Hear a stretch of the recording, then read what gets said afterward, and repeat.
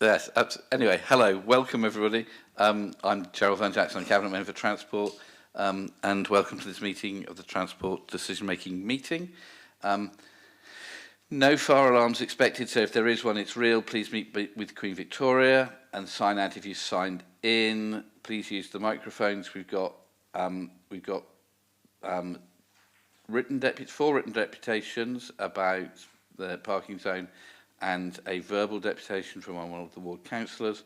We have a in-person deputation on item 3, and I think that's it. So should we now wander around for introductions? Shall we start, Alison, at the back?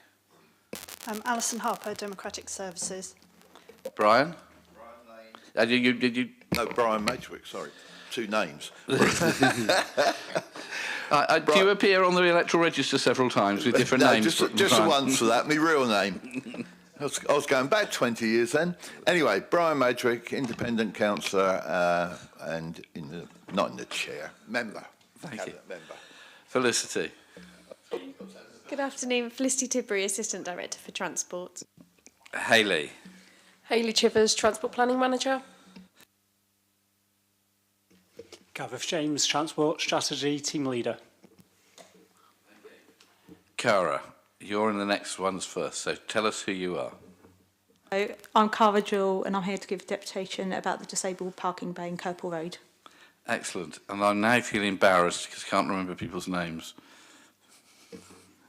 Matt Crowder. Thank you, Matt. Parking I'm blaming it on Operations bad Team eyesight. Barney?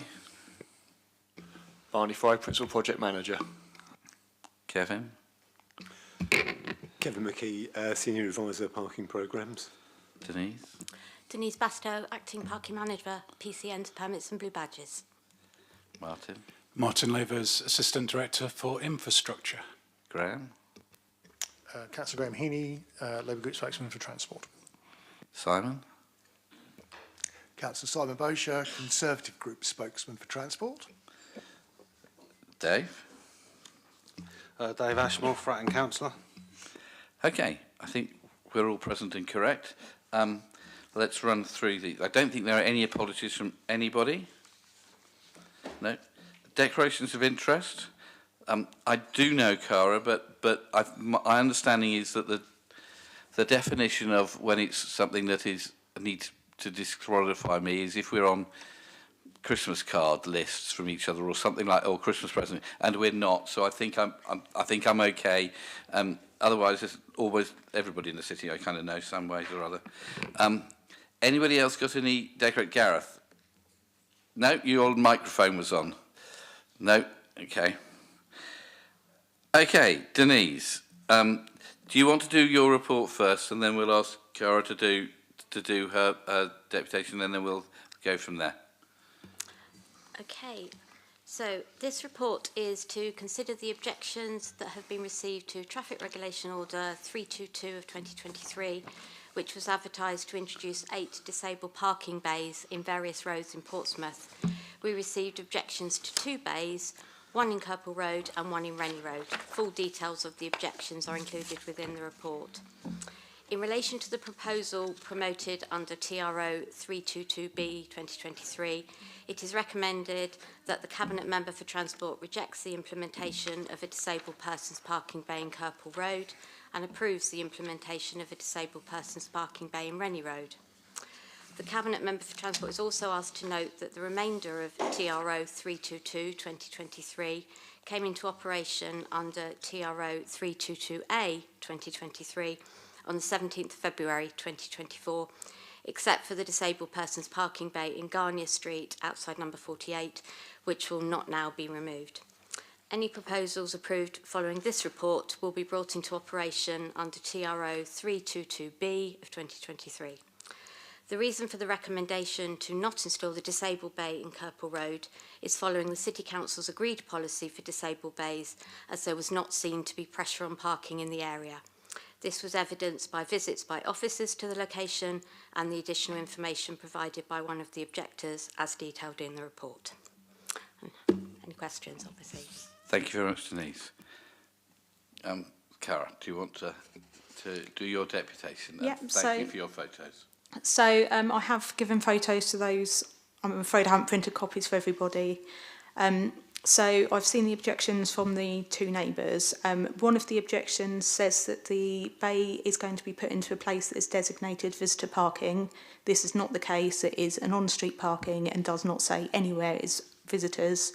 And as those of you who have photos see, I will be talking about the cars in them, and they are all residents, so there are no visitors within that bay. The longer objection, it says that the notices were not put up until the 12th of December. I actually raised this myself because I didn't see the notices. Apparently the notices were put up and were removed as soon as I was aware that the consultation had started. I contacted the council, was told that the extension wouldn't be given because they had been put up and had been taken down. I can see from this that that was actually extended, but I don't actually feel that brings any relevance to kind of the situation. The person has said everyone along the road has driveways, so don't understand why we need it to be put in. Anyone else can park across their driveway. Actually, parking across the driveway isn't always sufficient, and as you can imagine, for elderly and disabled people and blind people, it's not always ideal. They have said here that it doesn't state if the bay is going to take up the whole of the lay-by or just one space. The sign did say it was a parking space that was proposed. It also says that they'd like to show evidence of both the cars from our household using the bay when their driveway is empty. This has happened on 3 occasions in the last 3 years. One of those was because we were having a heavy item of furniture delivered and he couldn't lower the tailgate. One was a medical delivery for my partner, which meant that they needed to access the drive. And there was one other time, and for those of you with the photos, if you look at the first page, you'll see photo number 1, and actually there was a car obstructing us from accessing the drive. I've actually circled that car and I've put the property number that is relevant to, and that would be the reason the car was not in the drive, because we could not access it. And if you look, the lamppost is actually at the end of our property, so that car was right over. And you'll see in the opposite direction there's also a car on the pavement. So obviously trying to get a vehicle in made it very difficult. On the second page, you will see a typical evening in our road with next door parked alongside our drive. They have 3 vehicles and a motorbike, and often we struggle to get onto the drive at all. So to then suggest that we parked behind the drive, we would actually be encroaching our next door neighbours. On the next picture, there are 3 cars that are all in the bay.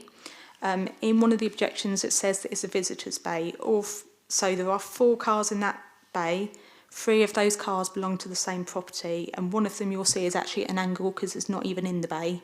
It's actually stuck out, which is quite standard parking in our road. On the next photo, you will just see standard parking in our road. Now, the objection says that there's ample parking, and the council have told me this. There are 2 vehicles there that are parked on the pavement. If you go to the next photo, that is our road again, and you have, I believe, 4 vehicles parked on the pavement in that picture. The following page, you've got a car that's parked where the red car had been on the photo with the 4 vehicles. So again, it's after the bay and it's actually obstructing the pedestrian walkway. Then another example of more parking within our road on the pavement. And the last picture is the parking from last night when I knew I was coming, and again they are residents' cars in those bays and not visitors. So my question is, if there is ample parking, why have we got so many cases of parking being on the pavement? And if there is ample parking but not within walking distance, surely that doesn't actually meet the criteria, because a blue badge is issued for somebody with a mobility issue who cannot walk further than a set distance. Thank you. Okay. Oh, sorry, beg your pardon. So I've got a couple of questions, Cara, if that's possible. Of course. So how many cars have you got? We've got 2 vehicles. There's 3 disabled badges within the property. Okay. We have 2. Great. Now, that my second one is how many disabled ones. And in terms of the amount of off-street car parking you've got? We have space for one vehicle. As one of the residents has talked about, people have doubled their drive. What that's actually meant is in our road we share a drive with the property next door. They are now right on the edge, so often I struggle to access part of my vehicle because of how far over they are. Okay. Okay, thank you. I am now more cognizant of how some of these difficulties work because I'm having to operate with people with very limited mobility at the moment. So we have a disabled car parking bay further down our road which is now unused, but I now have to stop in the middle of the street and unload because it's too far for John to be able to walk.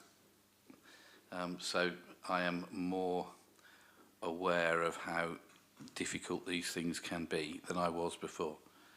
Okay, colleagues, any thoughts or questions? Simon?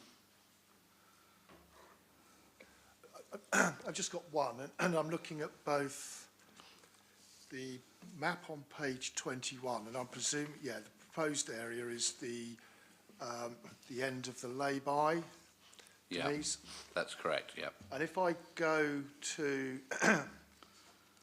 page 8, which is the objection, yeah, that is the space where what looks like that van is parked. Is that just? No, it's the other end. It would be the blue vehicle, the car, actually, the other end, I think. Yeah. I'm looking at this little black and white picture. Yeah. Yeah, so it'd be the car on the vehicle. You've got a on the colour left picture, have you? Rather than the transporter, I think, is your other. Yeah, is on the this other one, vehicle. Simon, I think it's the blue one. Right. So it's this end of it then. Yeah. Yes. But it's what looks like a lay-by to take 3 vehicles. It essentially just be one space. Yeah, that's fine. Yeah. Okay. Graham?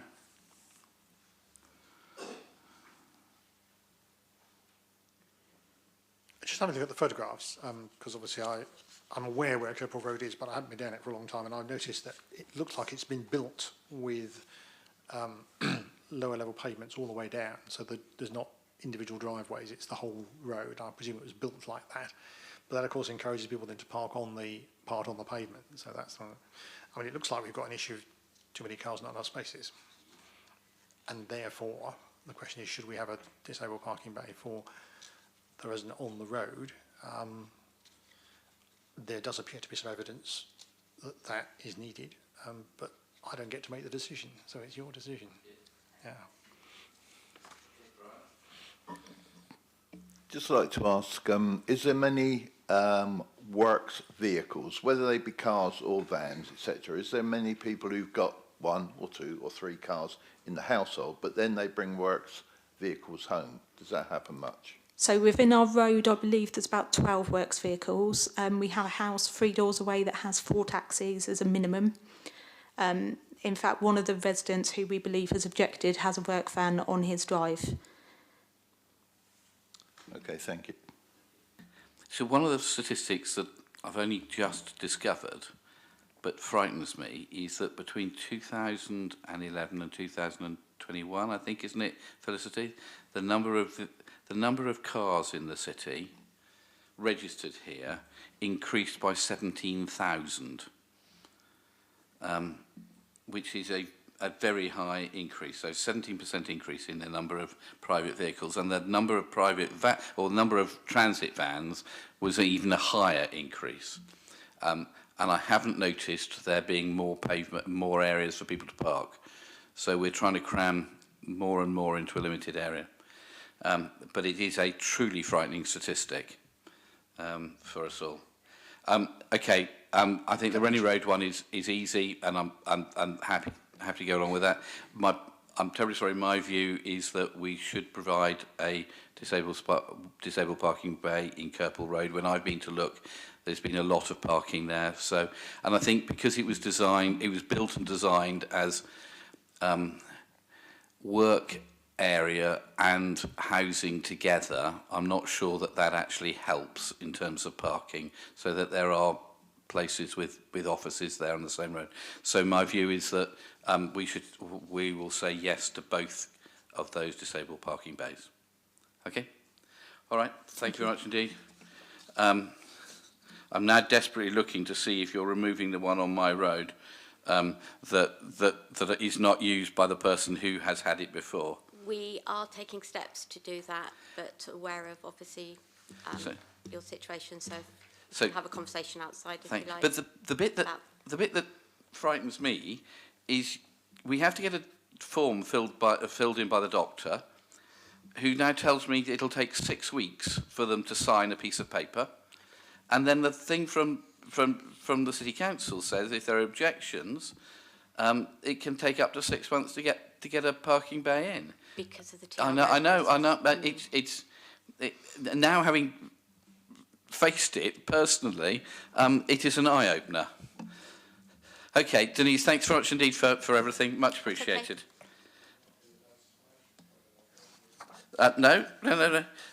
Okay, thank you very much. Denise, if you want to stay, you're very welcome. You're going to keep an eye on Kevin.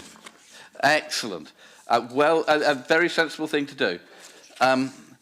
Alison, I've signed the minutes. Was I meant to ask everybody if they were okay for me to sign the minutes, or do I just sign them? Okay, fine. Okay, now, Martin has asked if we can vary the agenda so that we do item 5 next, the hard. You've got to get back for a lodge meeting or something, Martin? No, not a lodge meeting, but I do have another meeting that I do need to get to. Okay. Okay, Barney. Barney the Hard. Good afternoon. Or, for those of us who are elderly like me, Barney the Bolt. Don't remember that one, Was afraid. it? Oh, Bernie, not Barney, my apologies. This is hopefully quite a straightforward paper here. It's to approve the proposed access date of the 10th of June, after which construction can start at the Hard for the pavement replacement. We already have a contract ready to be executed with the preferred contractor, which is Mildred Construction Limited. The access date is a contractual mechanism which represents the earliest point where the contractor can start works on site. And over the next few months until that date, they'll be undertaking surveys and design works, etc. as well. It's just to point out, it's possible that these activities may lead to delays in the programme if something crops up that's unexpected, and therefore the actual construction start date may be pushed out slightly. The duration of works is expected to take 19 weeks, with completion around about the middle of October this year. After consulting with a number of stakeholders, we looked at a couple of main areas of when to actually start the works, either a summer start or an autumn start. The risks associated with a summer start include a larger volume of pedestrians during the summer months, visiting the dockyard, Gun Wharf, etc. And also for the various events that take place as well, the festivals and events and what have you in the summer. If we were going to do, we're proposing to do works in the summer, so if that's the case, we'll be looking at potentially pausing construction on key festival dates, plus reducing the amount of heavy vehicle flows in the area. The risks to starting with the autumn are inconvenience for passengers who have to walk further away to go and get to their buses in adverse weather, and being in the dark as well. That could also increase the amount of length of the construction activities as well. Laying concrete is not ideal environments for lay concrete in dark and or cold and wet environments. Also, potential increase in construction costs due to inflation. So, after consulting with the various bus operators and colleagues in Culture and Leisure, colleagues in Culture and Leisure in particular were concerned about the impact of commemorations of the D-Day weekend. Looking in mind of what the contractor wanted and the rest of the stakeholders, it's felt that we'll start works at the earliest after the D-Day events on the 10th of June. That's it for me, thank you. Okay, thanks, Barney. The other times when it's meant to be busy is Victorious, Isle of Wight Festival. Will you be finished by the Great South Run, Barney? Possibly. We could be, but to be honest, it shouldn't really affect the Great South Run a great deal compared to the festivals in particular, which will have a bigger impact. Okay. Okay. Colleagues, are you okay by this? Simon? Just get on and do it, Gerald. again, it's taken a long time. We need to get on, and we've considered D-Day, so I think, yeah, go ahead with it. Okay, sold. Thank you, Lady. Thanks, Barney. Okay. ETRO, Busgate. Matt. Thank you. So the purpose of this report is to consider the objections to making permanent the experimental bus lane, prohibition of right turn and waiting and loading restrictions in Lake Road and Commercial Road. Excuse me. There's been 2 objections received. One is in relation to private hire vehicles being excluded from the bus gate. They were previously excluded before the ETRO came into effect, but the restrictions didn't allow for enforcement. And the second objection relates to motorcycles being excluded from the bus gate. Again, with our bus lanes and bus gates in the city, it's not something we currently allow. So the recommendations from this report are for you to consider the objections to making permanent of the order, and that you approve the provisions of this ETRO.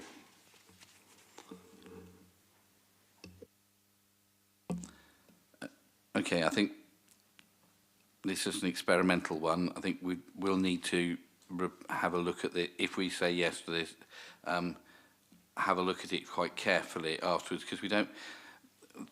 There are a lot of people who make their living by doing deliveries of takeaways from that patch, and we don't want to adversely hit their ability to make a living, but we also need things to be able to flow reasonably. So we will have to have a review of this in how long, Matt? So it's already an ETRO. It's been in place since about June last year. So we've been excluding delivery vehicles for that period already. And okay. Okay. Even if it's permanent, we can then look at it. But okay, it's there is a balance to be brought here between the guys trying to earn a living and trying to make sure that the whole of that area doesn't get clogged up, and therefore that causes problems for taxis and buses. Okay, let's go the opposite way around. Brian, any thoughts? Oh, completely okay, thank you. Graham? Well, yes, it is an ETRO. It has been an operation, and although you've expressed some concerns about the deliveries, I mean, they have been given an alternative to do it, and the issue is them not clogging up the bus lane, which is important, so I think it's right to go ahead with it. Okay. Simon? Very much along the lines of what Graham said, but this has got a lot to do with the fact that the buses can't make that turn, and if I'm right, this is where Martin's new bus link is going to come out once it goes along the Cascades. It's going to come out into that area anyway, Gerald. Yeah. So by making this permanent, moving it forward, you're also perhaps heading off something that's going to come along at a later date anyway. So, I mean, you'll probably have to find somewhere else to get your sausage neck McMuffin delivered. But I would say crack on and get it done. You know, we've had this in place for a long time. It's part of the wider development of the area, so it's going to be needed. Just move it on. Okay. Yep, fine. Happy with that. Thanks, Matt. Okay. Moving on. Gareth, welcome. Thank you, Councillor, and thanks all for the time to give you an update on the progress of the Solent Future Transport Zone programme. Gareth, can you presume we've read it? Yes, I will certainly do that. So I just want to just highlight a couple of things in there. The Future Transport Zone programme covers a lot of projects, e-scooters and the bike share schemes among them. They are covered in the report, but they also came to the Transport Committee meeting last month with respect to the procurement, so I certainly won't sort of labour that point. Likewise, micro consolidation, which is in here, will be coming to next month's with a standalone report. So just to give you a very quick update on the other projects that are within the FTZ programme. So we've got the Mobility as a Service app, Breeze. I think the important thing to note is that that app has been, it was procured in 2020 and it's undergone refinement, various testing since then over the last 4 years. It now includes a journey planner with active trip guidance and other features that have been continuously improved. Many services and features have been added, including selected products from Zelabus, First Bus, Stagecoach, Go South Coast, Hover Travel, National Rail, Voi, Beryl and the Enterprise Car Club. So obviously an awful lot of options in there now. And the number of users has grown in line with expectations and is now approaching 20,000 with approximately 2,500 joining each month. So that's the app Breeze. Moving on, so Mobility Credits is a project which launched last month. And this provides credit to eligible residents to use on transport services through Breeze. It's £50 per month and is credited onto Breeze at the start of each month. It was essentially advertised to all of those who are under the age of 30 and in receipt of travel credit. It launched first in Havant Borough. That was going back to the bid, was always what had been planned, but it was then expanded to cover Portsmouth, Southampton and the Isle of Wight in February. And we have 266 participants in Portsmouth who've received their first credit in February. And there'll be lots of monitoring and evaluation activity over the next year to look at the sort of positive benefits that brings to those participants. The other projects, DDRT is covered in the report. That's dynamic demand responsive transport. Which is called Dial-A-Ride. So, some aspects of which may be referred to as Dial-A-Rides. The report goes into some detail on what the different elements are that are planned and currently running. It's just worth noting that some of that is funded by BSIP, but there is a sort of interaction with the Future Transport Zone element, particularly the back office part. So that's outlined in the report, and we'll again bring that to future meetings. Solent Go enhancements are covered, including the creation of a new Saver 5 ticket. And then finally, under the personal mobility side of the FTZ programme, Breeze for Business, which is the business engagement side, so really helping large organisations with different degrees of hand-holding depending on how large they are, to help promote Breeze to their staff, to encourage them to be able to take advantage of these many modes that are now available in the city to get around. It's worth noting there's a link in the report to the dedicated Breeze for Business webpage. So even for smaller organisations that we wouldn't have the capacity to actively reach out to, there's various sort of collateral and information that's available at that breezeuk.app/breeze-for-business, and it's linked in the report. The other side of the Future Transport programme is around urban logistics. I'll only cover the part of it's actually got a project that's actively sort of being located in Portsmouth, which is micro consolidation. And as I noted, this is around the kind of covering the last mile of deliveries to essentially try to reduce the number of petrol and diesel van journeys being made in the city and trial replacing them with cargo bikes and so forth.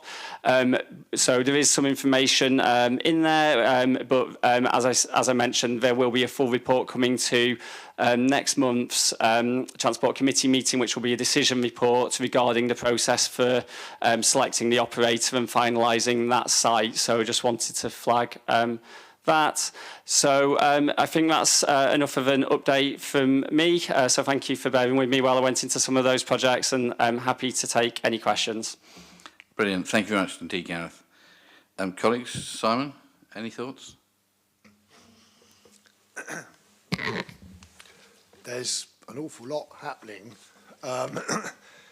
It would be useful, I think, perhaps by some sort of communicate to all the various councillors, because you're talking about mobility credits, demand dynamic transport, all these various things, to have what I would probably politely call a Janet and John overview of what all the features and benefits are of all these different things, because I'm sure that there are a lot of residents out there that are probably love to use some of these things, but probably wouldn't even know where to start or where the benefits are.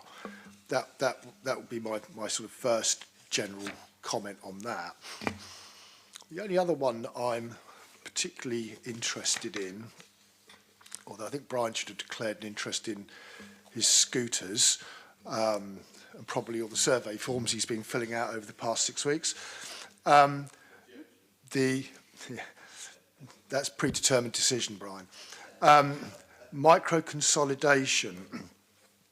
I'd be interested to know a little bit more about this, because as I'm reading what you're saying here, is all the big lorries drive either to the Bridge Centre or the Cascade Shopping Centre, so right into the heart of the city, and then we offload them and deliver them around the city from there.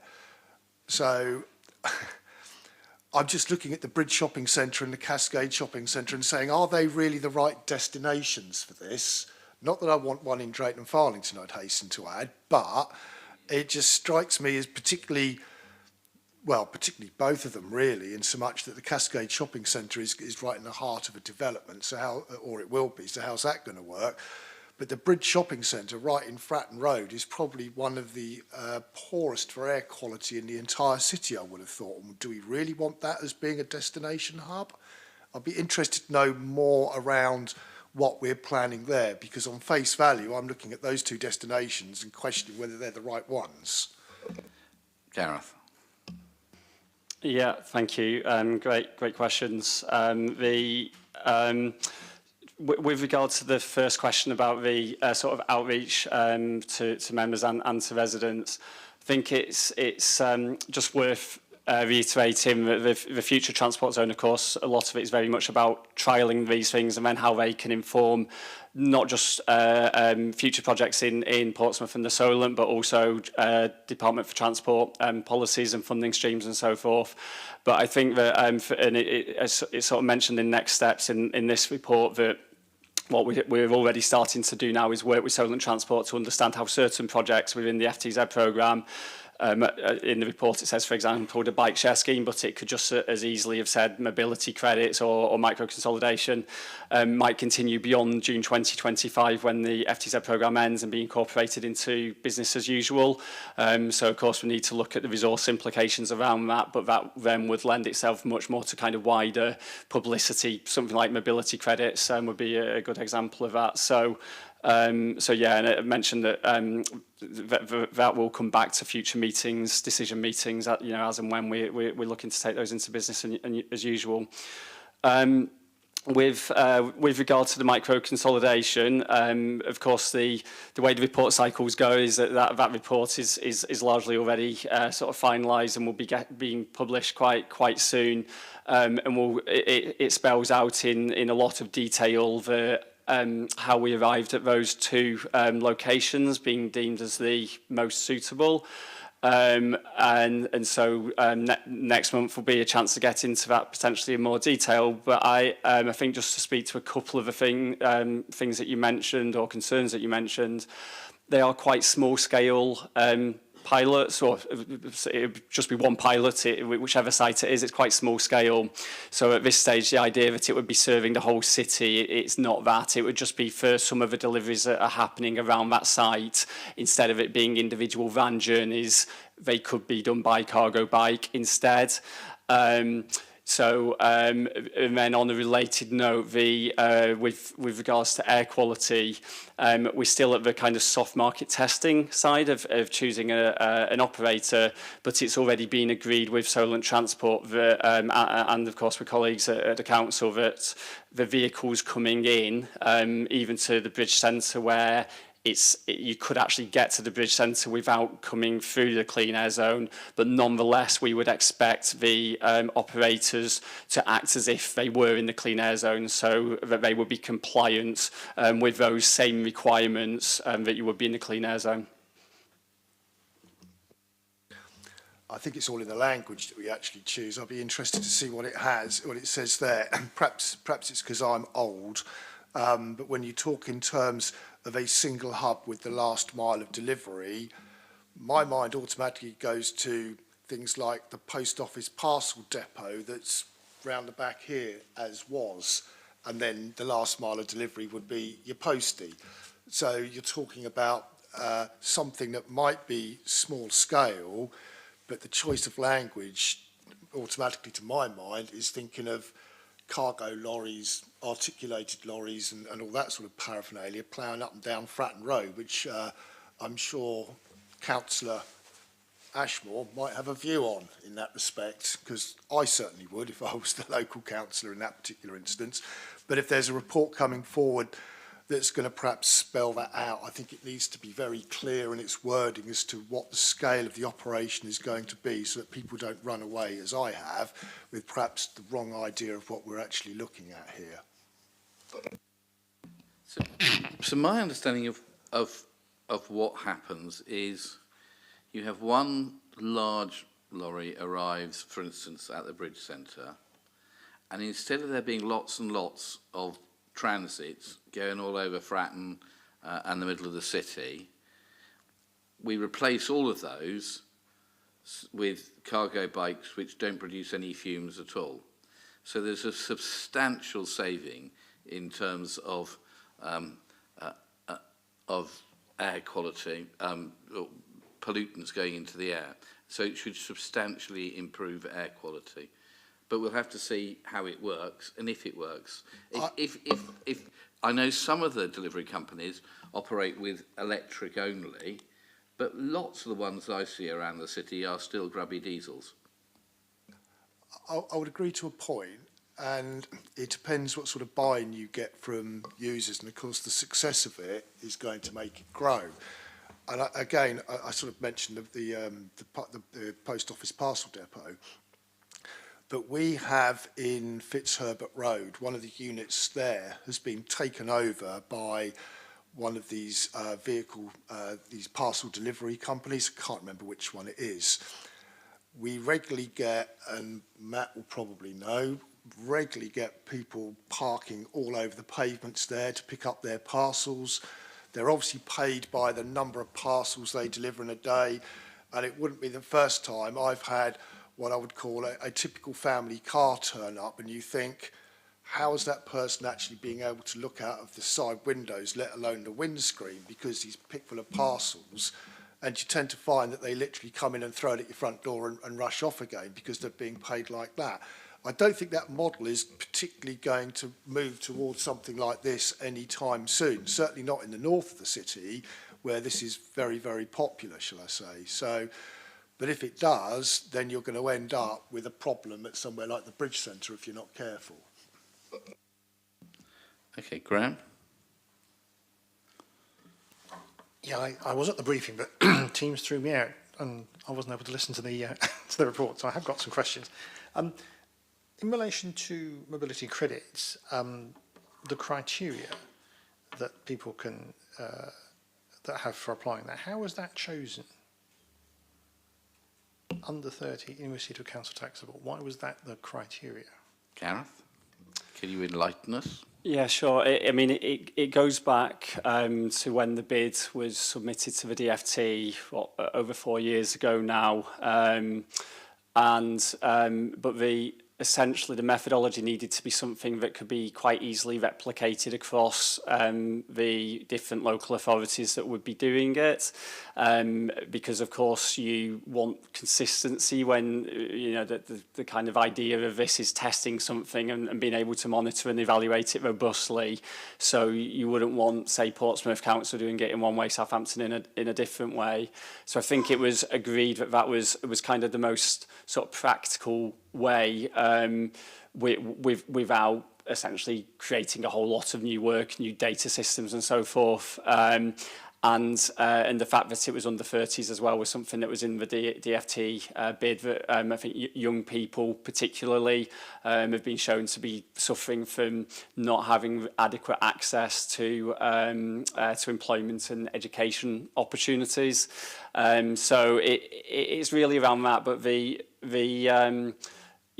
as with all of these pilots, and particularly something like mobility credits, where it could move into business as usual, if we wanted to do it in a different way in future, have different age cut-offs, different amounts of money and so forth, that would be well informed by the latest projects, then those are all options. The idea at this stage is just really getting a firmer understanding of how a project like this, which is still very much in its infancy, even around the world, what kind of benefits it brings and what the take-up would be.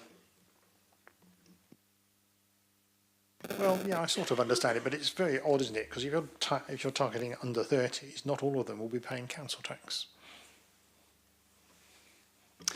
Yeah, that was something that we also looked closely at, because of course we didn't know what the kind of conversion rate would be, and this was the useful thing of Havant going first, to make sure that there were enough participants, so we were kind of looking at, okay, how many people under the age of 30 are in receipt of council tax support in each of the places. Sort of ballpark estimates, not everyone's going to apply, and that actually, considering it was such an unknown quantity, I think the estimates were quite right. So we've ended up with about the right number of applicants across the 4 local authorities for the project budget. So yeah, potentially it could have been fewer, it could have been more, but it's ended up about right. So, but again, those would be decisions if it were to become a sort of business as usual project in the future, how you'd want to change those eligibility criteria. Okay, the other ones, they're more about having some more information, because I think, like Simon and Councillor Bosher, I think we need a bit more detail about how it's going to work. I mean, the dynamic demand responsive transport, or DARDA, if you want to call it that, I can sort of see how it works, but it says it runs to a timetable, but it also only runs when it's booked, and I'm now confused in my mind about how it's going to work. So I'd welcome some more detail at some point, and hopefully we'll get that. The other ones I wanted to briefly mention was the trial on the medical logistics. Presumably that is a trial that hasn't yet started. I'm just wondering how that's going to be approved and whether we get any further say in it or not. I think people have some concerns about drones. We wouldn't mind it for specialist services like medical, but I think we'd all have some concerns if this was widened out to other providers, to the market. The idea that we'd have people buzzing drones around all over the place doesn't fill me with great joy, but just more information about how that's going to work. What about those two? More information. Yeah, certainly testing me on 2 of the projects that I have less of an intimate knowledge of now, so I'll probably stick to the script a little bit more. The reason for that is that the DDRT one in particular is, as I mentioned before, a lot of that is funded by BSIP, and it's our colleague Peter Shelley that leads on that. So I would say that if there are any sort of questions around what's in the report there that you're seeking extra clarity on, then if you divert those questions either to me or Peter, we'll be certainly happy to answer those. It's the Portsmouth scheme should be coming forwards in I think, in the next 12 months. So we'll be understanding it a lot more intimately very soon. The drones also has the additional thing of, there's an awful lot of, I think, quite academic sort of science being applied, and so there's a lot of kind of testing that's I think it sort of mentions in the report that Solent Transport's negotiating partnerships with Hampshire and Isle of Wight Constabulary and Thames Valley Police Drones team to collaborate on flying activity, sharing data throughout the project, and project partners have tested dropping bespoke medical packages from a drone at different heights up to 400 feet to test how well it protects the medicines inside. And this trial is to provide a greater understanding of how drones could be integrated into the NHS supply chain, what processes might be required to facilitate this. It really, I think the main thing I want to get across with this is it's very much at the testing stage. It's unlike, say, e-scooters, where we have got a live project on the ground. And there's a lot of fantastic work going on. A lot of my former colleagues at Solent Transport are working very hard with the university and other partners on it. And I know, again, would be more than happy to answer these questions in a level of detail that I am not able to at the moment. But just to give some reassurance, there's no, because I know there are still a lot of quite understandable concerns around drones. I think a few years ago we were told they were going to be delivering everything everywhere coming at us from the sky, and quite understandably the Civil Aviation Authority and its counterparts in other countries have kind of put the brakes on that and made sure that it's only going to be done safely and with a lot of careful regulation, and that's still true even within the Future Transport Zone projects. Well, that's a relief to hear that. The last bit is actually very interesting on 4.2. You talk about the programme of schemes that are being run as experiments, essentially, will have to be picked up. And looking at the timescales, I mean, it's not a long time to have some of these things provided and then tested, and also estimating potential costs. Because I mean, we'll be looking at the budget in February of next year, and then assuming the costs come in June, that's not very far away. So will we have accurate figures to say what the budget pressures of those might be? I mean, you talked earlier about the eligibility criteria for the mobility credits as one example. So will we have enough information to be able to prepare for that? Yeah, I mean, the answer is yes, absolutely. Mobility credits in some ways will be one of the easier ones. We know exactly how much it's costing because it's just the number of participants times £50 with a few overheads around sending letters out and so forth. But with that one, it will just be a case of them making sure we understand what the benefits are and what the value for money proposition of that is.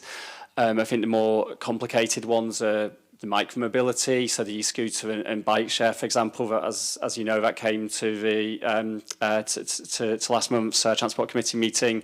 There's a procurement about to get underway to move towards a sole operator, and that very much it's always been the aim that once the DFT funding had got these projects off to a good start. I mean, the e-scooter trial, of course, is still within legal trial status, but let's focus on the bike share. Once it had got off to a good start, that it would then be able to be self-sustaining going forwards. And so the procurement is built around ensuring that is the case. Micro consolidation, again, there's going to be, there's more than one commercial partner involved in that. It's even more in its infancy than e-scooters, and I think until we kind of start to see the results on the ground, it will be quite difficult to predict whether it's something that could be self-sustaining and still deliver what we want it to deliver, or not. So it'll be a mixture, but I think understanding what the resource implications are and what the sort of benefits and disbenefits will be key to enabling members in this room to ask informed questions and make informed decisions. So we'll be making sure we bring that to you. Brian? I think the fun starts when the drone malfunctions and lands on somebody's head, but that's another subject. I only circled one thing here, and yeah, it could be right. And Simon sort of cracked into that, but the Bridge Shopping Centre, I'm unsure of that completely. It's one of the most densely trafficked sort of problems that we've got in Portsmouth. And we spend a lot of time in here trying to free up traffic. So I'm totally unsure about the bridge. But whilst looking at Cascades, that I think is good because we've got the space there, we've got the parking there, we've got et cetera, et cetera, et cetera. But again, we're actually trying to speed up that area, not in miles per hour, but with the bus lanes, with the, trying to get the buses to move A to B quicker, taxis, bloody scooters and that. But it's, I like the idea of the Cascades, but I just wonder whether that's going to impact on what we're trying to do on the other field of speeding up buses, etc. So it's, I don't know. I'm unsure on, I'm certainly very unsure on the bridge. But if somebody can convince me, I'll be convinced. But I don't know. It's very dense there, isn't it? Well, that's the point. Sorry? Yeah, but I mean, you're bringing lorries into there, aren't you? But then you're stopping large numbers of yeah, but when you get cargo buses, cargo bikes charging around the city, you're going to, But they're less polluting. Less polluting, yeah. Well, yeah, but they might kill you because somebody might, there's so many of them. It's, I don't know. Yeah, okay. You wouldn't carry enough. Can I apply for the job? Gareth. Yeah, one thing that I nearly mentioned it in the when I was responding to Councillor Bocha's question before is worth mentioning is that both of those sites will need planning permission. So we're currently working through the sort of the pre-app part, and of course that looks at all of those factors and make sure that to solve one problem we're not creating another. Yeah. That's the only worry I've got. Yeah. So great points, and again that'll be something that it's actually really helpful for me to hear those questions now, so it can help me be ready for the meeting next month and make sure you're getting the information that you need. So yeah, thank you. Thank you. Okay. I think this is just an update, wasn't it, Gareth? You don't need us to officially decide on anything that we like or we don't like Bridge Centre or anything. But okay, thank you very much indeed, Gareth. Yeah, I'm using it in the royal sense.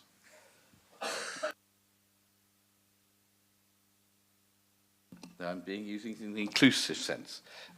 Okay, item 7, Shearer Road car parking zone. Kevin, welcome. Thank you. This report presents the findings of the formal consultation on a potential residence parking zone in the Shearer Road area.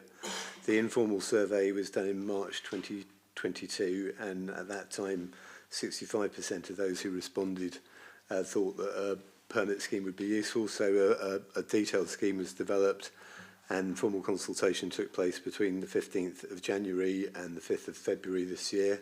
The report presents the 210 responses received. As it was a formal consultation on the detailed proposals, the responses are a lot more detailed than the initial survey, and the report highlights the main themes. In particular, there's concern from both those who appear to support the idea of a zone and those who are against it about the hours proposed. And the report refers to other 2-hour zones that we've had in Portsmouth, which have proved effective.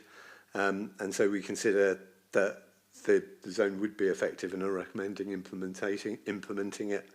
But with the caveat that we monitor how it works and, if necessary, review it if it doesn't appear to be effective. Okay. Thank you. Councillor Ashmore, I think both you and I have words from your ward colleague. Are you going to read them out?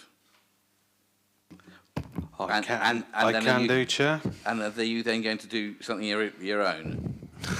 Double act. Okay, well, it shouldn't take me too long to read out both. So, yeah, if I just read what... I'm allowed to do that? Read out someone else's? No? Okay, fair enough. It's just it refers to me, and I'll have to read myself as though I'm in the third person. Right. Councillor Stuart Brown wrote in, for several years, both myself and Councillor Dave Ashmore have been fielding feedback from residents living in the area between St Mary's Road and New Road, commenting that parking is one of the most challenging problems they face on a daily basis. Our position has consistently been to give residents the opportunity to voice their opinions and for us to do what is wanted for the area. We were delighted when the area was selected for a survey on residents' parking, as it would give our residents the opportunity to make their views known. With around two-thirds supporting residents parking in the informal survey and a majority in the TRO, I hope that decision will be taken to comply with the wishes of the residents and deliver the parking zone they've asked for. Thank you. And I've not much more to add to my ward colleagues' words. These are my words now, by the way. I'm just happy to see that the residents in those areas managed to get their say on permit parking over the course of the two consultations, and that the majority were in favour, we see.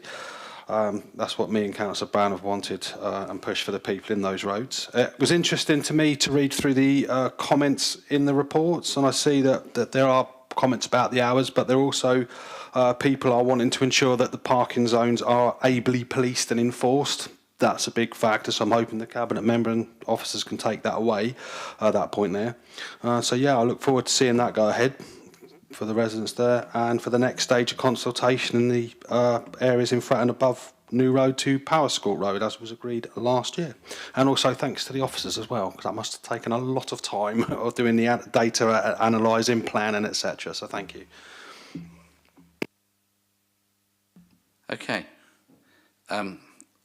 Brian? Thank you. I'll just pick out one point, and 77 residents Shearer Road on there, on the list. This is perfect for her, him, whichever the case may be, looking forward to it. We only have two small problems, that we live in the same household with my older son separately. They also have a car, and I and my wife have two cars. So that's 3 cars for that one house. Yep.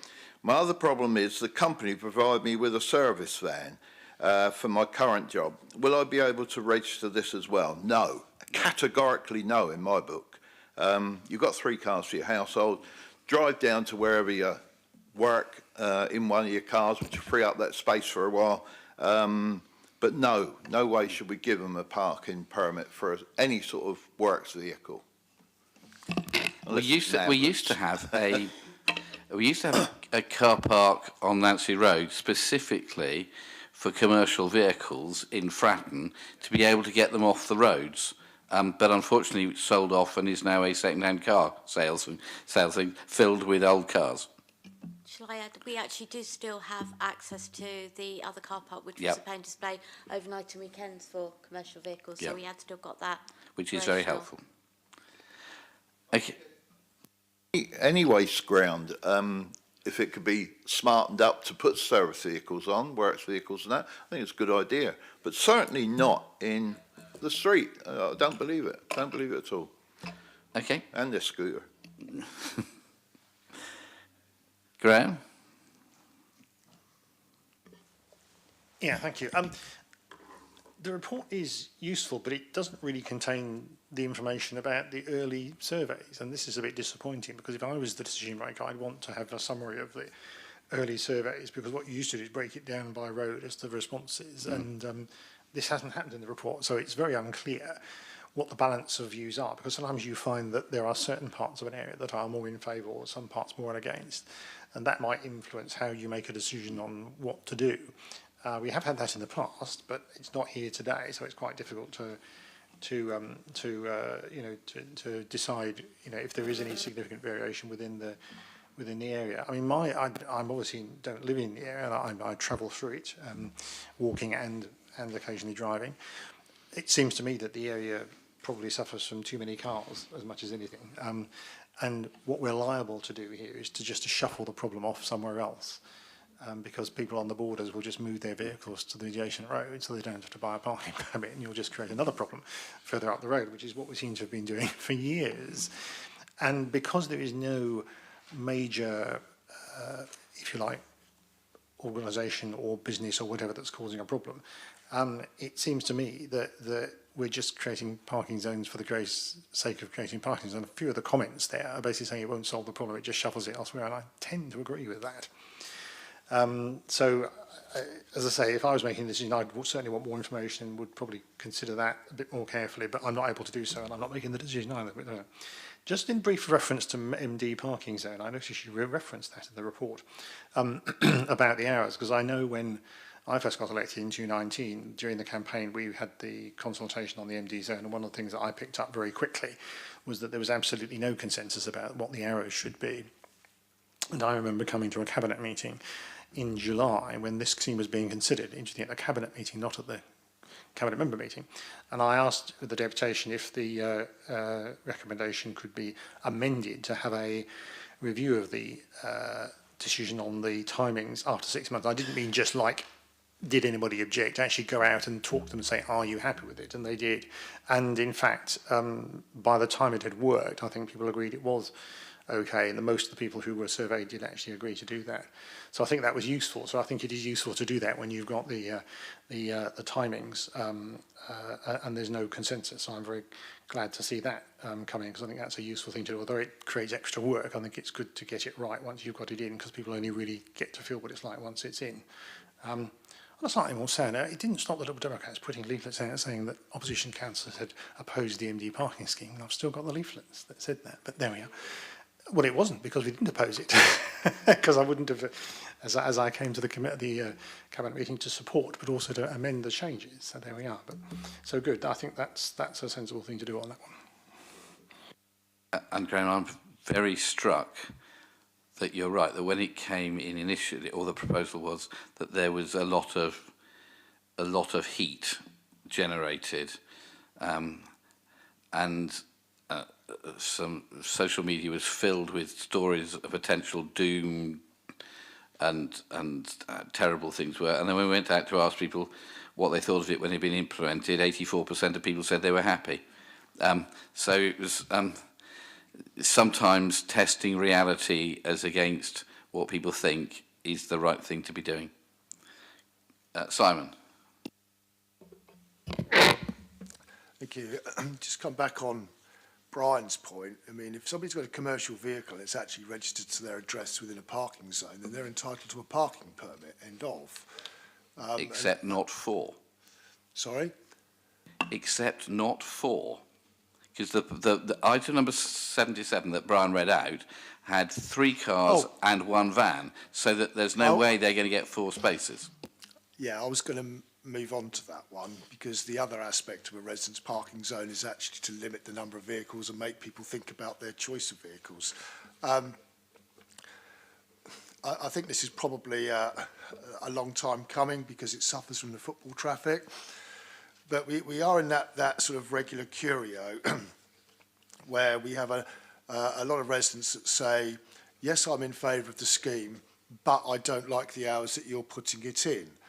Now, when you're actually talking about a TRO that prescribes the hours, arguably, is that in favour of the TRO or is that against the TRO? That, because to my mind, you could take it both ways. Yes, I'm in favour of the TRO, but I disagree with the times, therefore I'm against it. So I don't know where you actually park those people, pardon the pun, when it comes to where they actually sit. But it is what it is. It sort of goes with the majority. But having said that, I mean, we've chosen times from 4 p.m. till 6 p.m. So when it comes to weekday evening kick-offs at 7:30, it's outside of the hours of enforcement. So we're sort of back to square one again, I guess, on that respect. The only other thing I'd like to pick up on, and I'm sorry that Matt happens to be sat here at this moment in time, but it was a comment that Councillor Ashmore made about, I hope we are going to enforce these. Now, that comes back to the wider question that I always have is, do we have the CEOs to enforce the entire city? Because I have a slightly different take. Should they be going around residence parking zones bearing in mind they're all generally staggered to keep the teams employed full time, just moving from one zone to the next, looking for cars that shouldn't be parked there, but if they are parked there, they are probably safely parked, and therefore putting on a ticket because you've safely parked somewhere where you shouldn't have done? Or should we be actually looking at it from a road safety point of view, like the van that I reported in my ward on the weekend that was actually parked on a junction on the Havant Road to the point where nobody could get around it, long wheelbase transit, and 3 hours later I get a report back that says, oh, well, actually, when we did turn up, there was no van there anymore because they turned up so late after the event. Because my argument would be, I'd much rather have them going around all the wards in the city addressing dangerously parked vehicles that are a problem for residents, visually impaired users, pedestrians that are causing a danger, than acting bluntly as a money-making exercise where there are safely parked cars because there is a pressure of parking in other areas. Have we got the CEOs to satisfy that? Because my experience suggests not. So On that, Simon, I have very good news for you. So we will be having, hopefully, when is it arriving, Felicity? Okay, so we are buying a vehicle with for the CEOs to go and patrol through the residence car parking zones with number plate recognition cameras, so that it can go down the road and be able to direct CEOs to the vehicles that shouldn't be there without them having to walk all the way down roads, etc. So much more efficient use of CEOs, which means that we'll be able to deploy them to be able to do the safety things as well and in a more efficient manner. So we're hoping this will be with us soon. We've got to make sure that it works in Portsmouth, but I think it will be a significant advantage in catching some of those persistent people who insist upon parking in residence parking zones without being allowed to do so. Well, I'm glad you said that on live stream, that we can expect better policing of unsafe parked vehicles across the city. There's no pressure there on you, Matt, I'm afraid. When it comes to these vehicles that do that, just out of curiosity, and I know we're going slightly off-piste here, if you drive down some of the streets in Fratton, of which probably Councillor Ashmore is very familiar, where cars are parked very tightly together, how do these vans actually recognise the number plates? Just out of curiosity. That's why we're having to do a trial to see if it works. So, yes, they can... No, that's okay. I was going to leave, but... they can do to a very narrow sort of field. A lot of them have cameras on the front and the rear of the vehicle. So if it doesn't sort of catch the front of the vehicle, then it's likely to catch the rear. So there's a couple of different sort of ways they can do it, but they can get very, very tight and very narrow spaces. Anyway, that's slightly off the subject of beautiful Fratton. Yes? Okay. Okay. So, Kevin. I just reassure Councillor Bosher that as we've been putting in new zones, we have been increasing the number of CEOs, so we don't face that, oh, should we do this or should we do that? I think there's always a question about, do we have enough or do we have too many, but they have been increasing as the zones have gone in. And for anybody watching online, just to do a translation from council speak into English, a CEO is a traffic warden. Well, it may not be officially a traffic warden, but will do a traffic warden's job. Felicity. I just wanted to clarify a point that Councillor Heaney made as well about the informal survey results. So they were embedded as a PDF within the report itself, and you should have received a hard copy in your pigeonholes earlier in the week with the informal survey results. Yes, correct. Okay, folks. Okay, it's time for the decision. I want to just change one recommendation, which is recommendation 2.3,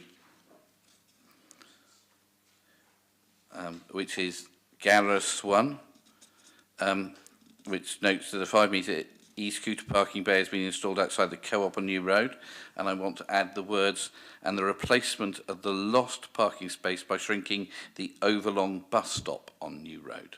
So there is no net loss of car parking.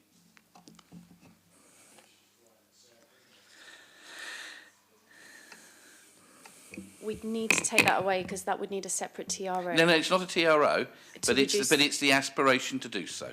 Because to reduce a bus lane, which is a certain Yep. standard width that we go by, Gerald, we'd have this all through you the can't TRO. actually do what you've just done because that is a black and white statement about TRO 24B/22. All right.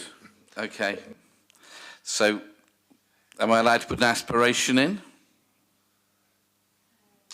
I think you've just set it on live stream, so that's all you need to do, Gerald.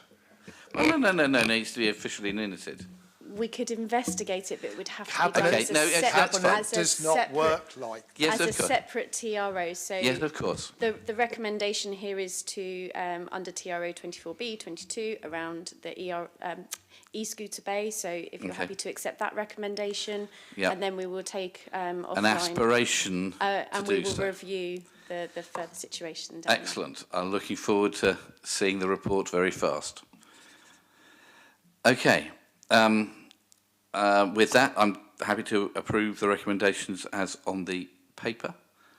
And I think that brings us to the end of our meeting. So thank you very much indeed. Nice to see you, everybody.